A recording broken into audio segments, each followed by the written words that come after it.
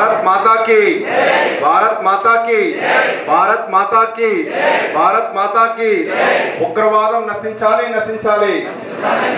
ఉగ్రవాదం నశించాలి, నశించాలి. ఉగ్రవాదం నశించాలి, నశించాలి.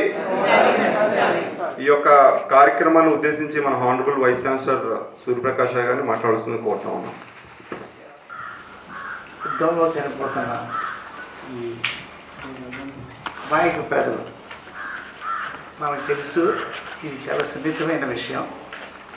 సో పాకిస్తాన్ మతపరంగా విద్వేషాలు రెచ్చగొట్టడానికి, భారత సమైక్యతని సంఘీభావాన్ని చెడగొట్టడానికి ప్రయత్నిస్తుంది. అయితే అమాయకుల్ని చంపడం ద్వారా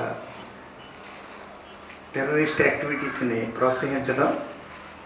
ఒక సైనికాధికారి ఒకసారి చెప్పాడు, భారతదేశాన్ని డైరెక్ట్గా పాకిస్తాన్ ఎప్పుడూ ఎదుర్కోలేదు, అందుచేత చిన్న చిన్న గాయాలు, ఒక మనిషికి శరీరం మీద చిన్న చిన్న గాయాలు ఎక్కడ వీలైతే అక్కడ గాయాలు చేయడం ద్వారా ఆ మనిషిని బలహీనపరచవచ్చు అనే సిద్ధాంతంతో ఈ టెర్రరిజాన్ని వాళ్ళు ప్రోత్సహిస్తున్నారు.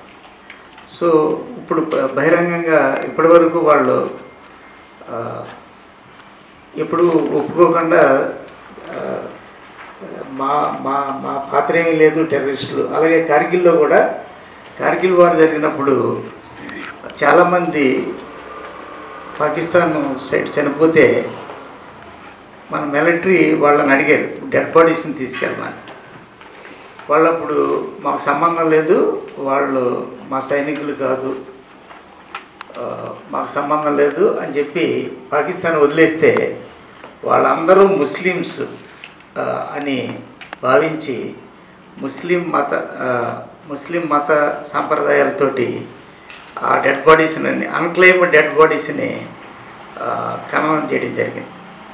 సో ఇప్పుడు కూడా ప్రపంచం అంతా భారతదేశానికి సంఘీభావం తెలుపుతుంది.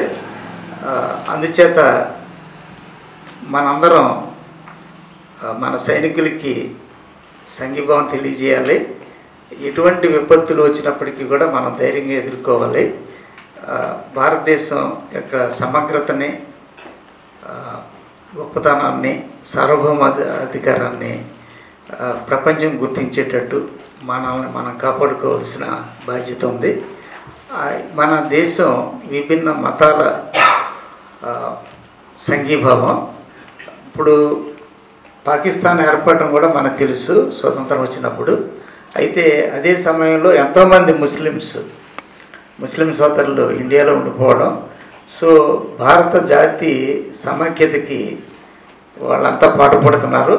ఇటీవల చూసిన ఈ ఇద్దరు లేడీ కమాండర్స్, గొప్పగా ఒక ఆవిడ సిక్కు, ఒక ఆవిడ ముస్లిం, వాళ్ళిద్దరి నాయకత్వంలో మనం సర్జికల్ స్ట్రైక్ చేయడం జరిగింది. సో అది మన సైన్యం యొక్క, మన దేశం యొక్క గొప్పతనం.